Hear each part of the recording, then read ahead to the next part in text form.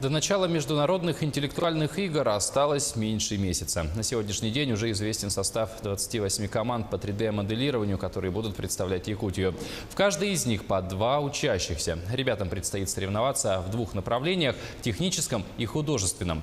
Также к числу участников присоединились команда из Казахстана. С 18 июня стартует подготовка региональной команды, а сами соревнования по 3D-моделированию пройдут с 11 по 12 июля.